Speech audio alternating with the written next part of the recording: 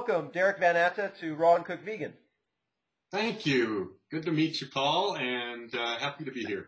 Yeah, so it's great. So Derek is going to show us one of his daily smoothies that he does, and we're going to get a little bit into Derek's history as a vegan, and then a bit into his business, which is, well, he'll tell us what that is. So go ahead, Derek, and fill us in on the smoothie you're about to make. Okay, great. So the blender's back here, and as you can see, it's almost half full of water. But what I like to do is help people make an amazing, super healthy, super tasty smoothie that hits both the macronutrients, which almost everybody knows about macronutrients, obviously protein, carbs, fats, etc. But a lot of people are missing the micronutrients that are needed. We're made up of, billions of cells, and what's going on in each cell is a miracle. And the micronutrients, the minerals especially, that a lot of people are a little bit lacking in, sometimes really deficient in, are helpful. And a plant-based diet is the best because all the minerals and vitamins are bioavailable, right? So, and I'm also a guy who's working hard, and I like to be efficient. And so I'll make a really hearty smoothie. This is not going to be your frozen fruit, smoothie that's going to spike your blood sugar, and then you're going to get a little bit of sugar blues, an hour or two later. This is hardcore health foodie smoothie, okay? All right. And it'll last me for breakfast and lunch. Okay, so start off, I highly recommend a really good blender like a Vitamix or a Blendtec if you can. Any way you can afford it. It'll save you money because I never buy almond milk, ever. Almond milk's a scam. That's a different topic. There's only 7 to 10 almonds in a container. It's a joke. If you do the protein calculation on the amount of protein that's in that almond milk container against almonds, you can tell how few almonds are in there. So this will save you money. So we'll take some almonds, and we don't need to measure them. I'm just going to throw a handful of almonds in. Okay. And a handful of course, raw organic almonds and cashews. And today I'm also putting in some macadamia nuts. So I like to rotate around. So tomorrow I won't use those. I might use walnuts and pecans tomorrow. Okay. Again, for the micronutrients and just to give our bodies variety and a break. And we're going to do a few chia seeds, which terrific for the healthy fats that we all need for everything from our skin to our brain. And do you prefer chia to flax, Derek, or do you something going in next? Okay. Good question. And some days I don't do them both in the same day, but I've got a busy day at the office, and so flax and chia are both going in. But tomorrow will be pumpkin seeds instead of those seeds, for instance. All right. And of course, we've got to use the ubiquitous kale, and of course, always organic on your leafy greens. And kale has got a pretty burly stem, so I'm going to get rid of at least a little bit of the thick end of the stem. Yep. Even though it's surely good fiber, it's a little woody. And, so we're going to throw that in there. And then, let's see. I already cut an apple. So I'm going to go with a half an apple. Okay. And for me, now, I have a great respect for the healing traditions from around the world. I've studied everything from macrobiotics to, Western herbalism, South American shamanism, but Ayurveda and Chinese medicine really strike a chord for me because they're so sophisticated in looking at each individual, because we are all bio-individuated, right? So if we ignore that you might have a more pitta constitution, meaning more fire in your physical being, but also in our personality and what is our lifestyle like. So our diet ideally is highly aligned with everything in our life, from our consciousness. Do we meditate? Do we do yoga?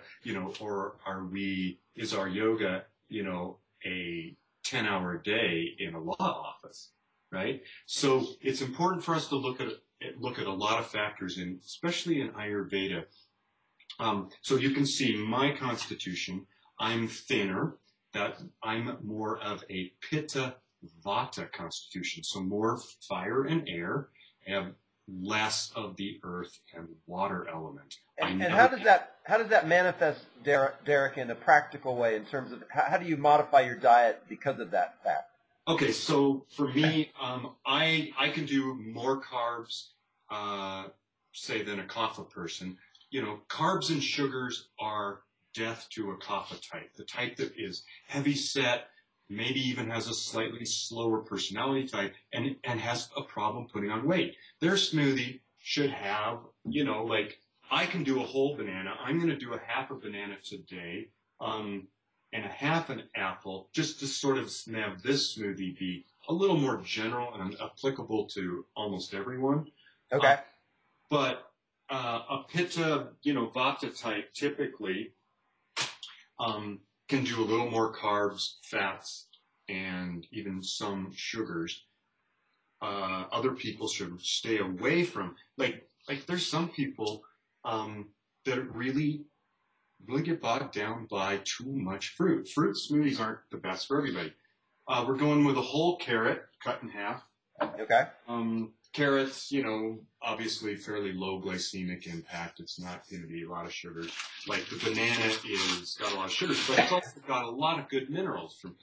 Everybody knows that bananas are loaded with potassium, but again, those micronutrients, all those minerals we forget about, that whole category of sub-minerals, even strange minerals like, that are hard to pronounce, like choline, So I'm going to go with a little bit of dried pineapple today.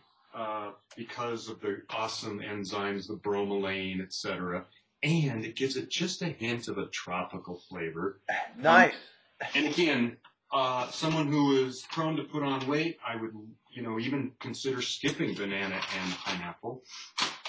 And would you, for someone who has weight issues, would you put the same quantity of nuts in there? You think? I would probably back off on because you saw a pretty good sized handful. Yeah. Because I've got a fast metabolism. Yeah. Right?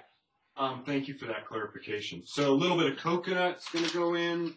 And again, coconut just tastes great with the pineapple, but it's also good fats, good fiber. I'm going to ask you a question. Maybe you know this because you're really knowledgeable, but what is the one macronutrient that 79% of the U.S. population is deficient in? Well, I'm going to guess, I would have to guess fats, probably essential fatty acid. No, it's fiber.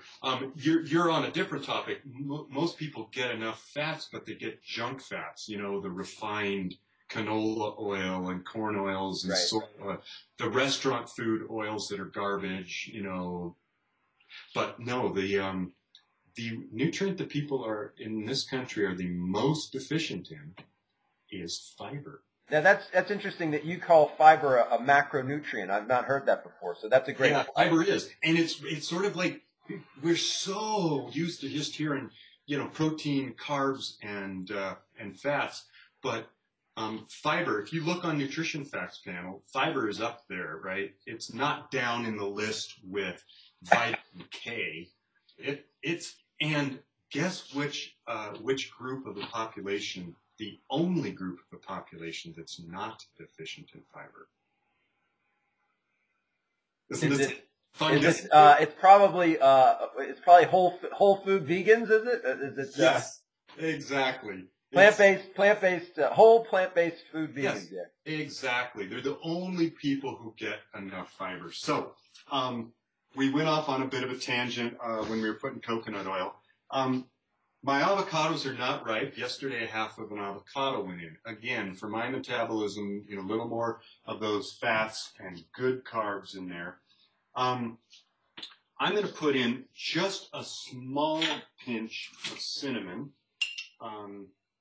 Cinnamon's great for the pancreas, great for moderating, any blood sugar.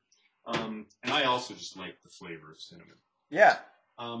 And then, last but not least, I'm going to put in a little protein powder. And this is where there's going to be a little bit of a shameless plug, but That's okay. generally I'm going to plug, first of all, just plant-based protein. Guys, come on. Vegan protein, there's no excuse anymore. No way. It should be a bumper sticker. No way. Right? Whey is garbage. I mean, it's a leftover from the cheese industry, and they market it as this amazing high tech, and they blah blah blah. But organic sprouted brown rice protein is terrific now, and it used to be this super high end, expensive boutique item. Now it's competitive with whey, and even the organic is competitive with whey. Good. And anyway, so I guess your audience is probably already on top of this. And then hemp protein are the two that I like. I'm not as big on the legume-based proteins because the lectin content is high. It can be a mild GI tract irritant. So many people's GI tracts are inflamed. On a scale of 1 to 10, the average American's, gut is inflamed from at least a 2 to a 10. Yeah. Part of the cause for this epidemic of autoimmune disorder to just arthritis, stiffness. People are too acid in their system. These plant-based proteins are more alkaline, prevents lots of long-term problems, and the minerals are more bioavailable. So in this product, Pacha Protein, really mild vanilla flavor. However, it's loaded with the 10 best super greens from, things you've heard of, like spinach powder, but then, of course, things that you don't get in your daily diet, like dandelion greens, nettle leaf, tulsi leaf, moringa, these super greens that are super important, right, from above ground. And then I like to have at least 3 from the ocean, so kelp, dulse, and red fucus. Most people don't know that the sea vegetables are 300% more mineral dense than land-based vegetables as a category in general. And so we're going to put a little bit of this in there without... And in your experience with the brown rice protein, you find it digests very well, and because I have noticed that occasionally trying a protein powder, it usually doesn't digest well at all. It's a vegan protein. Right. I've experimented. I've been doing this for basically 25 years. I started. We didn't do any history like you usually do, but yeah. I had health problems in high school, and started to read, a health food book way back then. Then I studied nutrition in college and pretty quickly realized that the mainstream paradigm of, the American Dietary Association was sort of stodgy, right? Here I was in my 20s, like raring to go with what's the cutting edge. And they seemed somewhat dinosaur to me. Yeah. So I left, I had a base of knowledge there. They were decent with macronutrient, micronutrient kind of things, but they were absolutely clueless about looking around the entire planet and saying, what has worked for cultures for long periods of time? Like, hey, if you look around the planet, we know that people who eat a plant-based diet have a lower incidence of everything from cancer to osteoporosis. It's indisputable, despite the studies funded by the meat and dairy industry. Right. I love the sprouted brown rice protein now because it is really easy to digest. And get this, it's 80% pure protein. Like meat, lean meat can barely hit high 20%, right? Maybe 30% max. And then you've got all that detox on the side, right? For any, Right. animal-based protein. So, and then hemp-based protein is really great too. I think they're really synergistic. Pea protein is getting popular. I think it's pretty good. But for some people, it creates some gas. A lot of people put a lot of fruit in their smoothies. And sometimes for a combination issue, some people's digestive fire isn't so good. And a lot of protein powder with fruit, they're clashing. The stomach digests proteins and sugars differently. So that's why I was going with, suggesting half a banana, half an apple. Make it sweet enough to be tasty, but not sweet enough to, spike your blood sugar or cause, weight management issues if that's one of your goals. So we've got pretty much everything in there. And I'm into yin-yang balance. So I'm going to put a pinch of salt in because we've put in banana, apple, and pineapple. So we put in 3 fruits, all with plenty of sugars, all good healthy sugars, but the balance for especially the potassium sodium balance in our body is important. So I'll put in a little pinch of Orsa sea salt. Now we're going to make some noise. Plug your ears.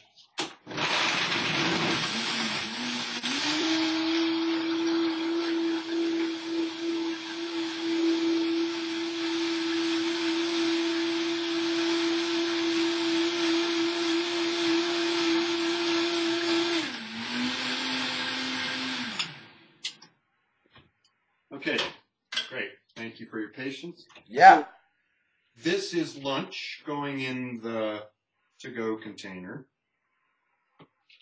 And breakfast goes in the cup. And Perfect. sometimes I will put in more greens than I put in today. But I was talking with you, and I only threw in a little bit of kale, so it's not quite as crazy green as it might ordinarily be. I really like these blender bottle shaker cups because what we just did was a very elaborate smoothie, right? I mean, obviously, if I wasn't talking, I could have knocked it out in 8 minutes, but it will save me time with no lunch prep. This will come out of the fridge at lunch, and I can sip on it leisurely, ideally, but if I have to power through, it's an amazing nutrient-rich meal on the go with everything, all the macronutrients, including the fiber. A lot of people's smoothies are really thin, not enough fiber, not enough fats, not enough protein. And is that your complete lunch, Derek? Absolutely. Yeah. So this amount, I poured more than half in here. This amount here, I will start to be hungry in 2.5 to 3 hours, perhaps, if I'm really, really working hard and doing mental work, which, burns up calories. So some mornings I'll change the ratio. I'll do a little more here than here, but it doesn't really matter. I can have lunch at 11:30. Okay. Right? There's no rules against that. Then describe for me, if you would, briefly. I've only got about 5 more minutes with you. I know you got to go, but what would an average dinner be for you? So you're having a smoothie for breakfast, a smoothie for lunch. Great question. Yeah. So, and again, I'll reference Ayurveda for my constitution and for my lifestyle, where I'm on the go. My work running this superfood company is very mental, from, like I said, government compliance to sourcing the best ingredients and talking to farmers. I'm on the phone, so I like a really grounding dinner. And in Ayurveda, that would mean a creamy coconut curry. So I'm raw breakfast, lunch. Dinner, I like cooked food. So I am like you. I like your name of your group. both raw and cooked vegan. Yeah. So I don't care about ratios and percentages. I don't claim to be exactly 3/4 raw. It's 2/3 to 3/4, and it depends on the day. Some days 100% raw, some days 40%, 30%. I don't care about that. I suggest that people learn to look for the genuine, authentic signals the body is giving them about what's really working. Like, hey, we all want to feel our best. And my whole thing is empower people to live the optimal life they want to live, whether they're athletes or business people, single moms struggling and working 2 jobs. Make it easy, make it healthy, right? So, and price it right. So I run my business a bit like a nonprofit. And so I went off track. Back to your question. Because our time is tight, I'm barely completing my sentences. So. I apologize. Yeah, I hope maybe we can talk more again in the future. But before you go, you definitely have to tell the audience what is the name of your company. Right. It's probably easiest visually. I don't know if you can see that. Let's see. Sarvaa Superfood. Sarvaa Superfood. Yeah. And Sarva is a Sanskrit word that means the best or the ultimate. Typically used as a prefix before the word dharma.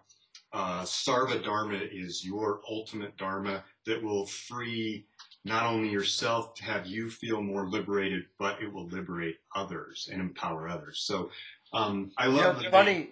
It's funny, Derek. I used to teach yoga, and when I developed my business, the name of my yoga style was Sarvanga Yoga. Which means throughout all the limbs. Yeah. So yeah, I'm familiar with Sarvaa. Yeah. Perfect. Yeah. Well, I figure your audience would understand this, and yeah, I really appreciate and you can give people my website address, or people can just Google it. It'll come up. We've got a nice website with lots of educational information on real superfoods, no hype. Like, we're not calling any phony stuff superfood. It's really Mother Nature's. Yeah, and a lot of my viewers are kind of into a very simple approach and minimizing processed products. And I want to advise the viewers that you acknowledge that yourself, and that basically, in your opinion, there are circumstances where some of these products are useful because, for a number of reasons, people may not be following a vegan diet as closely as they could. They may not be getting enough greens, maybe not enough protein. So, and I'd like to just share quickly with the viewers the way you're operating your business.